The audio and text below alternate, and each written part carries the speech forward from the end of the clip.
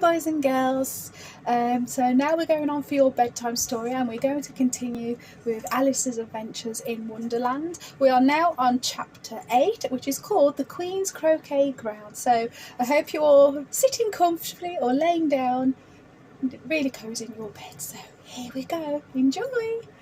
A large rose tree stood near the entrance of the garden. The roses growing on it were white, but there were 3 gardeners at it, busily painting them red. Alice thought this was a very curious thing, and she went nearer to watch them. Just as she came up to them, she heard one of them say, "Look out now, Five, don't go splashing paint all over me." "Over me like that?" "I couldn't help it," said Five in a sulky tone. "Seven jogged my elbow." On which Seven looked up and said, "That's right, Five, always lay the blame on others." "You'd better not talk," said Five. "I heard the Queen say only yesterday you deserve to be beheaded." "For what?" The first one had spoken. "That's none of your business," said Seven. "Yes, it is my business," said Five, "and I'll tell him it was for bringing the cooked tulip roots instead of onions." Seven flung down his brush and just began, "Well, all the unjust things," when his eye chanced to fall upon Alice. As she stood watching them, and he checked himself suddenly, the others looked around also, and all of them bowed low.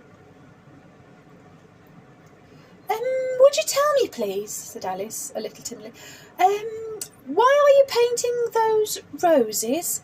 5 and 7 said nothing, but looked at 2.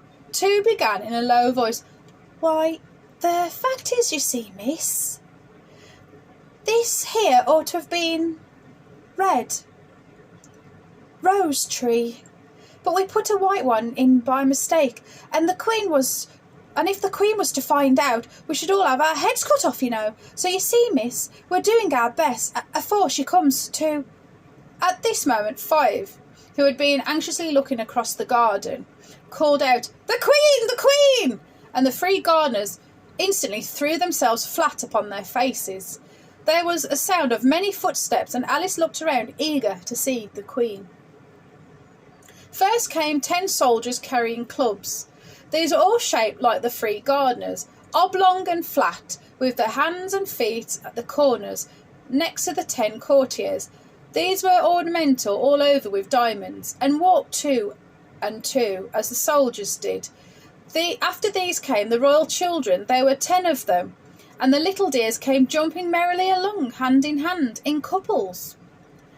They were all ornamented with hearts. Next came the guests, mostly kings and queens, and amongst them Alice recognised the White Rabbit. It was talking in a hurried, nervous manner, smiling at everyone that was said, and went by without noticing her. Then followed the Knave of Hearts, carrying the king's crown on a crimson velvet cushion. At last, all of this grand procession came the King and Queen of Hearts.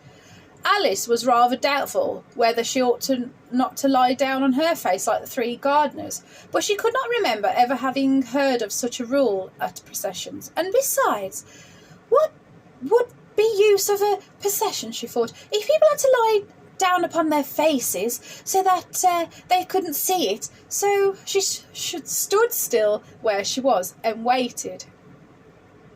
When the procession came opposite to Alice, they all stopped and looked at her, and the Queen said severely, "Who is this?" She said it to the Knave of Hearts, who only bowed and smiled in reply.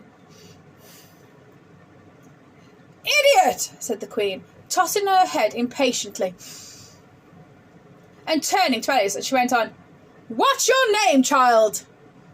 "My name is Alice, so please your Majesty," said Alice very politely, but she added to herself, "Why, they're only a pack of cards after all.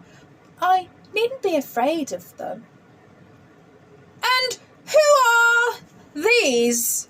said the Queen, pointing to the 3 gardeners who were lying around the rose tree. For, you see, as they were lying on their faces, and the pattern on their backs was the same as the rest of the pack, she could not tell whether they were gardeners or soldiers or courtiers, or 3 of her own children.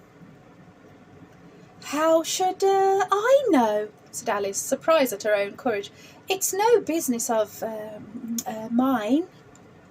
The Queen turned crimson with fury, and after glaring at her for a moment like a wild beast, screamed, "Off with her head! Off!" "Nonsense," said Alice very loudly and decidedly, and the Queen was silent. The King laid his hand upon her arm and timidly said, "Consider, my dear, she is only a child." The Queen turned angrily away from him and said to the knave, "Turn them over!" The knave did so, very carefully, with one foot. "Get up!" said the Queen in a shrill, loud voice, and the three gardeners instantly jumped up and began bowing to the King, the Queen, the royal children, and everybody else. "Leave off that!" said the Queen in a shrill. Said the Queen, "You make me giddy!" And then, turning to the rose tree, she went on, "What have you been doing here?" "May it please your Majesty," said two, in a very humble tone, going down on one knee as he spoke, "we were trying—" "I see," said the Queen, who had meanwhile been examining the roses. "Off with their heads!" The procession moved on, three of the two soldiers remaining behind to execute the unfortunate gardeners, who ran to Alice for protection. "You shan't be beheaded," said Alice, and she put them in a large flower pot that stood near.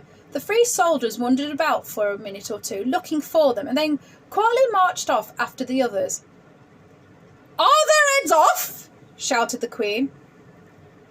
"Their heads are gone, if it pleases your Majesty," the soldiers shouted in reply. "That's right," shouted the Queen. "Can you play croquet?" The soldiers were silent and looked at Alice, as the question was evidently meant for her. Yes," shouted Alice.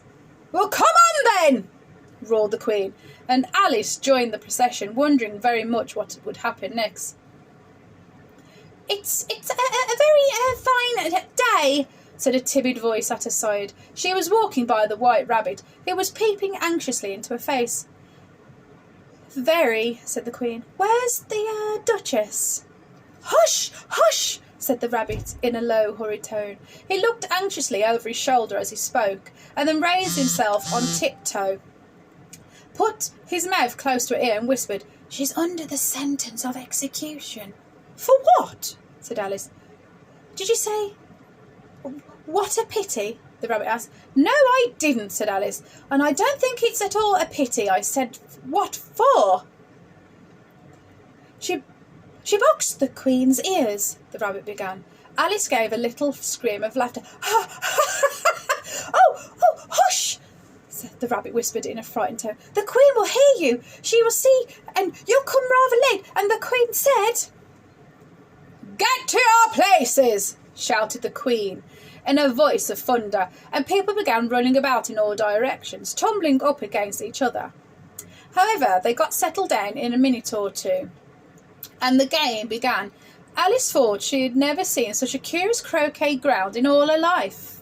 It was all ridges and furrows, and the balls were live hedgehogs. The mallets were live flamingos, and the soldiers had to double themselves up and stand upon their hands and feet to make the arches. The chief difficulty Alice found at first was in managing her flamingo. She succeeded in getting its body tucked away comfortably enough under her arm, with its legs hanging down, but generally, just as she had got its neck nicely straightened out, she was going to give the hedgehog a blow with its head, it would twist itself around and look at her in her face with such a puzzled expression that she could not help bursting out laughing. And when she had got its head down and it was going to begin again, it was very provoking to find that the hedgehog had unrolled itself and was in the act of crawling away. Besides all this, there was generally a ridge or a furrow in the way whatever she wanted there was to send the hedgehog to, and the doubled-up soldiers were always getting up, walking off to other parts of the ground. Alice soon became the conclusion that it was a very difficult game indeed. The players all stood up at once without waiting for turns, quarrelling all the while and fighting for the hedgehogs. And in a very short time the Queen was in a furious passion and went stamping about and shouting, "Off with his head!" or "Off with her head!" about once in a minute. Alice began to feel very uneasy. To be sure, she had not yet as any dispute with the Queen, but she knew that it might happen any minute. And then, thought she, what would become of me? They're dreadfully fond of beheading people around here. The great wonder is that there's anyone left alive. She was looking about for some way of escape and wondering whether she could get away without being seen, when she noticed a curious appearance in the air. It puzzled her very much at first, but after watching it a minute or two, she made out a grin, and she said to herself, "It's the Cheshire Cat. Now I shall have somebody to talk to." "How are you getting on?" said the cat, as soon there was a mouth enough for it to speak with. Alice waited till the eyes appeared, and then nodded. "It's no use speaking to it," she thought, "till the ears have come, or at least one of them." In another minute the whole head appeared, and then Alice put down her flamingo and began to account of the game, feeling very glad she had someone to listen to her. The cat seemed to think that there was enough of it now in sight, and no more of it appeared. "I don't think they play at all fairly," Alice began, in a rather complaining tone, and they all quarrel so dreadfully one can't hear oneself speak, and they don't seem to have any rules in particular. At least, if there are, nobody attends to them. And you've no idea how confusing it all is, the things being alive. For instance, there's the arch I've got to go through next, walking about the other end of the ground, and I should have croqueted the Queen's hedgehog just now, only it ran away when it saw mine coming." "How do you like the Queen?" said the cat in a low voice. "Not at all," said Alice. "She's so extremely—" Just as she noticed that the Queen was close behind her listening, so she went on, "Likely to win, and that's hardly worthwhile finishing the game." The Queen smiled and passed on. "Who are you talking to?" said the King, coming up to Alice and looking at the cat's head with great curiosity. "It's a friend of mine, a Cheshire Cat," said Alice. "Allow me to introduce it." "I don't like the look of it at all," said the King. "However, it may kiss my hand if it likes." "I'd rather not," the cat remarked. "Don't be impertinent," said the King, "and don't look at me like that." He got behind Alice as he spoke. "A cat may look at a king," said Alice, "and I don't look at me like that. Oh, wrong line. I've read that in some book, but I don't remember where." "Well, it must be removed," said the King very decidedly, and he called to the Queen, who was passing at the moment. My dear, I wish you would have this cat removed." The Queen had only one way of settling all difficulties, great or small. "Off with his head!" she said, without even looking. "I'll fetch the executioner myself," said the King eagerly, and he hurried off. Alice thought she might as well go back and see how the game was going on, as she heard the Queen's voice in the distance, screaming with passion. She had only heard her sentence 3 of the players to be executed for having missed their turns, and she did not like the look of things at all.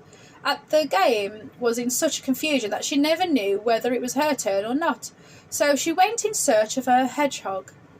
The hedgehog was engaged in a fight with another hedgehog, which seemed to Alice an excellent opportunity for croqueting one of them with the other. The only difficulty was that her flamingo was gone across to the other side of the garden, where Alice could see it trying in a helpless sort of way to fly up into one of the trees. By the time she had caught the flamingo and brought it back, the fight was over and both of the hedgehogs were out of sight. "But it doesn't matter much," thought Alice, "as all these archers have gone from this side of the ground." So she tucked it under her arm, that it might not escape again, and went back for a little more conversation with her friend. When she got back to the Cheshire Cat, she was surprised to find quite a large crowd collected around it.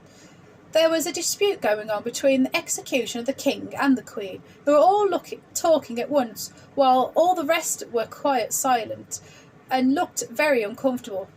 The moment Alice appeared, she was appealed to by all three to settle the question, and they repeated their arguments to her, though as they all spoke at once she found it very hard indeed to make out exactly what they had said. The executioner's argument was that you couldn't cut off a head unless there was a body to cut it off from, that he had never had to do such a thing before, and he wasn't going to begin with at this time of life. The king's argument was that everything that had a head could be beheaded, and that you weren't to talk nonsense. The queen's argument was that if something wasn't done about it in less than no time, she would have everybody executed all around. It was this last remark that had made the whole party look so grave and anxious. Alice could think of nothing else to say, but it belongs to the Duchess. You'd better ask her about it. She's in prison, the Queen said to the executioner. Fetch her here! And the executioner went off like an arrow. The cat's head began fading away the moment he was gone, and by the time he had come back with the Duchess, it had entirely disappeared. So the king and the executioner ran wildly up and down looking for it, while the rest of the party went back to the game. So that was the end of chapter 8. I hope you've kept up with the story and enjoyed every moment.